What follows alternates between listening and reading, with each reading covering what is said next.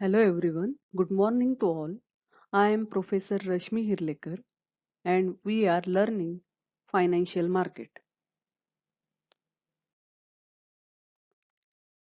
Outcome of this lecture. As we are studying about constituent of Indian financial system,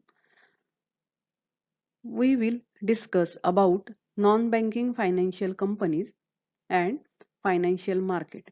In financial market, we will discuss about capital market, corporate securities market, government securities market, long-term loan market.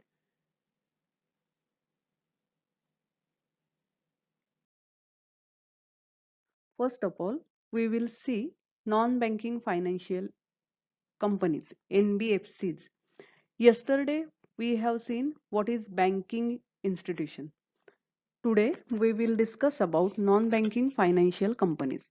Non-banking financial company is a company registered under Companies Act 2013 of India. लक्षात घ्या banking institution आहेत त्या banking regulation act च्या under त्यांचं registration असतं पण non banking financial कंपन्या ज्या आहेत एनबीएफसीज ह्या कंपन्या आहेत आणि याचं रजिस्ट्रेशन अंडर कंपनीज ऍक्ट 2013 च्या अंडर होतं याच्या अगोदर कंपनीज ऍक्ट 1956 होता त्याच्या अंडर व्हायचं.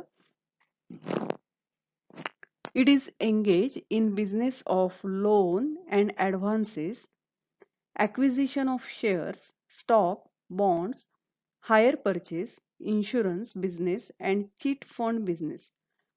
NBFCs या लोन आणि ऍडव्हान्सेस देण्याच्या व्यवसायात गुंतलेल्या असतात.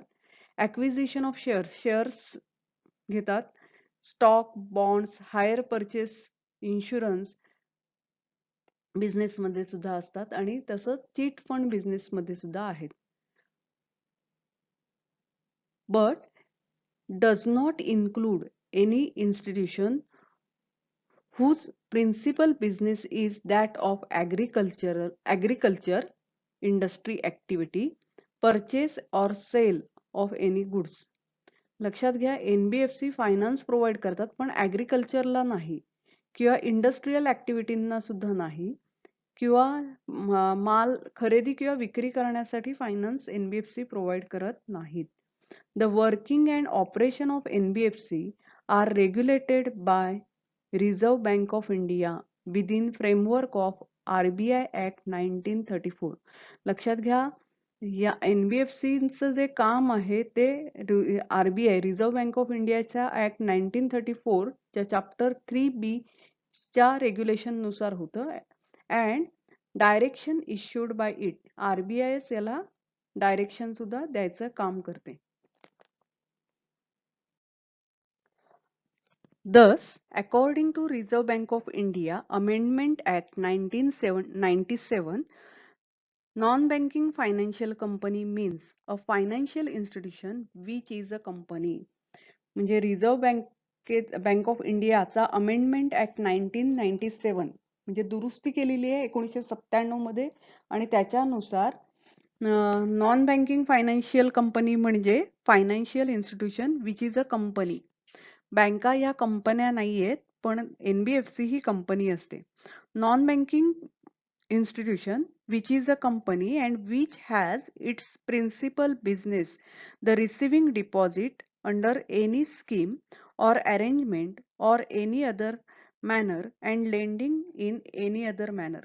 म्हणजे ह्या एनबीएफसी डिपॉझिट स्वीकारतात आणि लेंडिंगचंही काम करतात. Such other non-banking institution or class of such institution as bank may with provisions approval of central government specify. Non-banking financial institution is a financial institution that does not have full banking licenses and cannot accept deposit from public. लक्षात घ्या या NBFC सामान्य लोकांकडनं deposit स्वीकारू शकत नाहीत आणि यांच्याकडे आरबीआयचं licence नसतं बँकिंग व्यवसाय करण्याचं लायसन त्यांच्याकडे नसतं.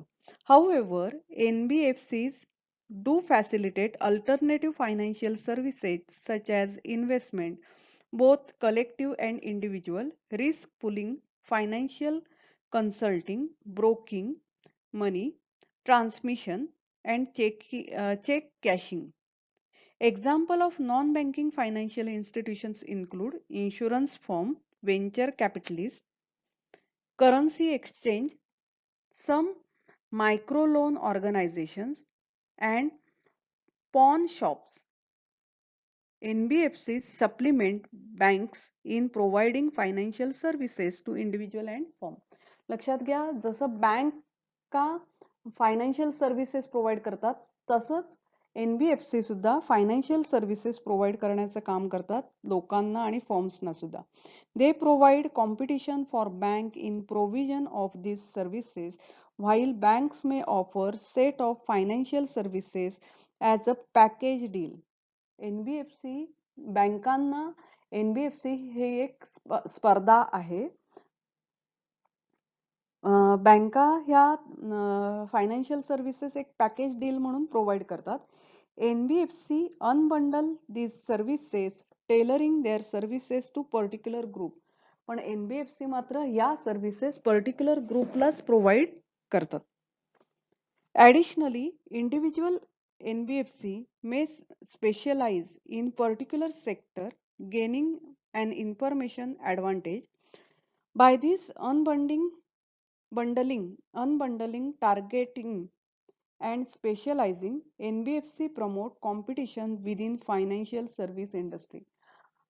फायनान्शियल सर्व्हिस इंडस्ट्रीमध्ये स्पर्धा निर्माण करण्यासाठी NBFC मदत करतात. या ठिकाणी फायनान्शियल इन्स्टिट्यूशनचा विभाग पूर्ण झालेला आहे आणि आता आपण सुरू करत आहोत financial market. Financial market can be classified into two types of market, capital market and money market. Capital market can also be classified as industrial or corporate security market, government security market, and long-term loan market. Money market can be classified into two parts, unorganized money market and organized money market.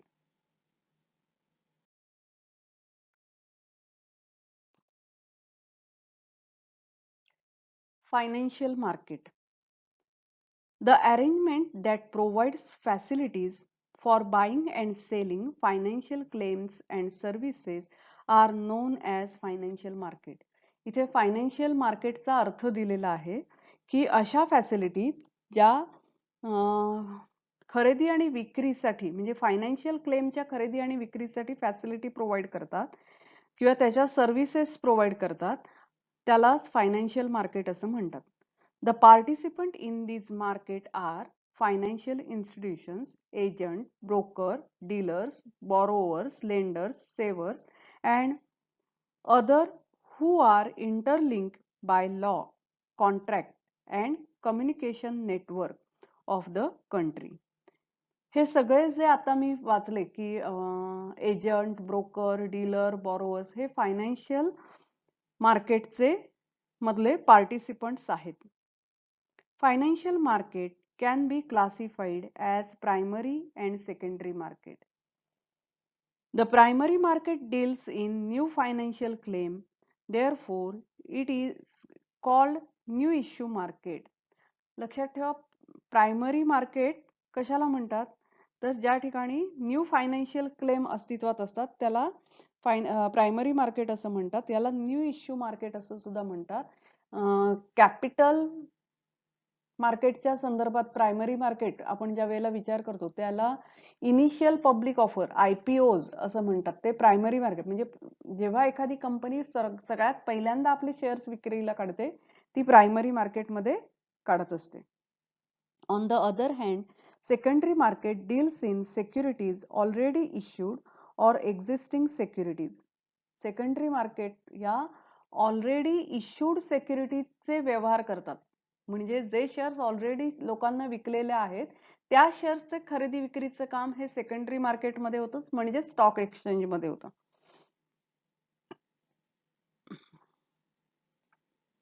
Stock market is an example of secondary market. Financial market can also be classified as money market, capital market. Money market deals with short-term claims with maturity of less than 1 year. Financial market आणखी दोन प्रकारात विभागलं जातं, capital market आणि मनी market. मनी market म्हणजे असे claims ज्याची maturity 1 वर्षाच्या आत आहे आणि कॅपिटल मार्केट म्हणजे ज्याची मॅच्युरिटी 1 वर्षापेक्षा अधिक कालावधीसाठी आहे. Capital market deals with long-term claims more than 1 year. Capital market is coextensive with stock market. It is also wider than stock market. Capital market हे स्टॉक मार्केट पेक्षा विस्तृत आहे. मनी market includes treasury bill market, call money market, commercial bill market and government bonds.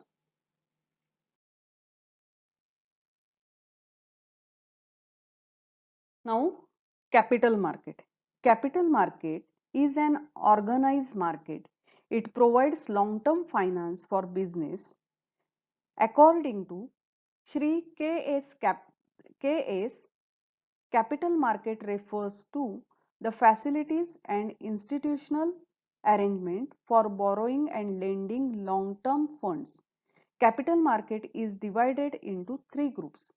Capital market कशाला म्हणतात, तर जे long term fund provide, जे market long term fund provide करतं त्याला कॅपिटल मार्केट असं म्हणतात. Capital market more commonly refer to as the stock market have been in existence for centuries. अनेक शतकांपासून, म्हणजे कॅपिटल मार्केट म्हटलं की आपल्याला स्टॉक मार्केटच म्हणतो आपण त्याला, आणि अनेक शतक स्टॉक मार्केट अस्तित्वात आहे. The British East India Company was the first company to invite the public to buy shares in the company. ब्रिटिशांनी जी ईस्ट इंडिया कंपनी स्थापन केलेली होती, ही अशी पहिली कंपनी होती की जिने त्यांचे शेअर्स लोकांना इश्यू केले. Since then, over the year, market have gone through tremendous changes. आणि त्याच्यानंतर अनेक वर्ष याच्यात खूप मोठे बदल झाले. Capital market is coextensive with the stock market and it is also wider than stock market. Now we will see what is industrial or corporate security market. Industrial or corporate security market is a market for industrial security. ज्या ठिकाणी इंडस्ट्रीच्या security विकल्या जातात त्याला industrial corporate security market असं म्हणतात. Corporate securities are equity, preferential, debentures, bonds of company. तर लक्षात घ्या, equity shares, preference shares, debentures, bonds यांना कॉर्पोरेट सिक्युरिटीज असं म्हणतात. Industrial security market is very sensitive and active financial market. It can be divided into two groups, primary and secondary market. जसं मगाशी मी तुम्हाला सांगितलं होतं की प्रायमरी मार्केट त्या ठिकाणी न्यू इश्यू होतं and secondary market existing securities are traded. तर हे इंडस्ट्रियल सिक्युरिटी मार्केट जे आहे किंवा कॉर्पोरेट सिक्युरिटी मार्केट सुद्धा आपण प्रायमरी आणि सेकंडरी मध्ये डिवाइड करू शकतो. Primary market is a market for new issue of security which are issued to the public for first time. It is also called as new issue market. Secondary market. In the secondary market, there is a sale of secondary securities. It is also called as stock market. It facilitates buying and selling of securities. Primary market ज्या ठिकाणी सगळ्यात पहिल्यांदा shares विक्रीला येतात त्याला primary market असं म्हणतात. पण एकदा लोकांना शेअर्स विकल्यानंतर ज्या शेअर्सचं ट्रेडिंग ज्या ठिकाणी होतं त्याला सेकंडरी मार्केट असं म्हणतात. Now we will discuss about what is government security market. Government security market are here the government securities are bought and sold. म्हणजे गव्हर्नमेंट सिक्युरिटी मार्केट कशाला म्हणतात, तर ज्या ठिकाणी गव्हर्नमेंट सिक्युरिटी खरेदी आणि विक्री केल्या जातात किंवा it is a market for government securities. It is also called as gilt edge security market. यालाच गिल्ट एज सिक्युरिटी मार्केट असंही म्हणतात.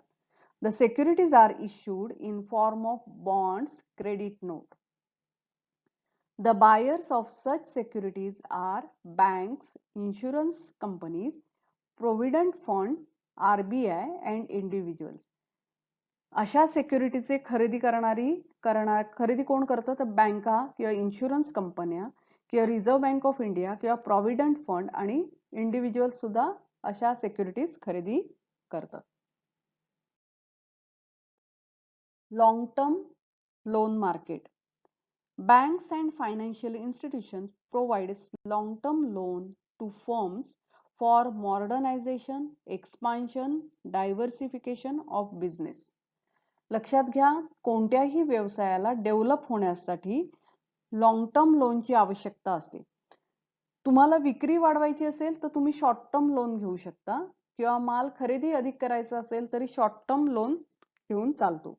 पण डेव्हलपमेंट करायची असेल, मॉडर्नायझेशन, एक्सपान्शन करायचं असेल तर firms need long term loans. आणि असं लॉंग टर्म लोन बँका किंवा फायनान्शियल इन्स्टिट्यूशन्स प्रोव्हाइड करतात. Long term loan market can be divided into. Long term loan market पुन्हा आणि 3 प्रकारात त्याचं डिव्हिजन झालेलं आहे. टर्म लोन मार्केट, त्याच्यानंतर मॉर्गेज मार्केट आणि last one financial guarantee market.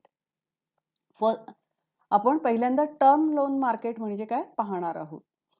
Banks and financial institution provide term loan to companies for period of 1 year.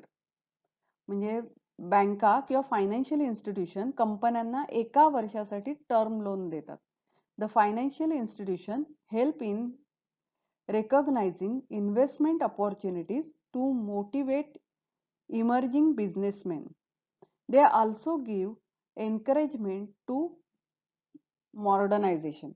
हे जे टर्म लोन आहे ते मॉडर्नायझेशन साठी प्रोत्साहन देण्यासाठी म्हणून प्रोव्हाइड केलं जातं. आणि दुसरं म्हटलं की financial institution helps to recognise investment opportunities to motivate emerging businessman. म्हणजे नवीन व्यावसायिक जे आहेत त्यांना मोटिवेट करण्यासाठी म्हणून सुद्धा टर्म लोन प्रोव्हाइड केलं जातं. दुसरं आहे mortgage market. It provides loan against security of immovable asset like land and building. Mortgage नावावरूनच आपल्याला कळतं की ह्या ठिकाणी लोन दिलं जातं पण काहीतरी मॉर्गेज ठेवून दिलं जातं आणि हे मॉर्गेज इममुवेबल प्रॉपर्टी म्हणजे लँड आणि बिल्डिंग अशा प्रकारची सिक्युरिटी ठेवून त्या बदल्यात लोन दिलं जातं. The last point is financial guarantee market. Financial guarantee market. Financial institution and bank provides financial guarantee on behalf of their client to third parties. लक्षात घ्या, ज्या वेळेला एखादा माणूस एक्सपोर्ट इम्पोर्टचा व्यवसाय करत असतो, सपोज कोणीतरी परदेशातनं माल इम्पोर्ट करतोय, तर इम्पोर्ट केल्यानंतर जे पेमेंट केलं जातं एक क्रेडिट कालावधी असतो 2 किंवा 3 महिन्याचा. तर माल ज्या वेळेला एखादा खरेदी करतो त्यावेळेला परदेशातला विक्रेता असतो तो त्याच्या सगळ्याच गिरायकांना ओळखत नसतो आणि मग अशा वेळेला बँका ज्या असतात तर इम्पोर्टरच्या देशातली बँक त्याला गॅरंटी म्हणून उभी राहते. किंवा एक्सपोर्टर असेल तर त्याच्याही बाबतीत सेम की तो आपल्या ग्राहकाला ओळखत नसतो पण त्याची बँक गॅरंटी देते. The financial guarantee market. Here, financial institution and bank provides financial guarantee on behalf of their client to third parties. याला फायनान्शियल गॅरंटी मार्केट असं म्हणतात. विद्यार्थी मित्रांनो, आज आपण फायनान्शियल मार्केट म्हणजे काय बघितलं आहे. फायनान्शियल मार्केट मधलं कॅपिटल मार्केट पर्यंतचा विभाग आपण पूर्ण केलेला आहे. याचा आणखीन एक भाग आहे मनी मार्केट. मनी मार्केट साठी आपण उद्याच्या लेक्चरला भेटूया. Thank you. We will meet tomorrow.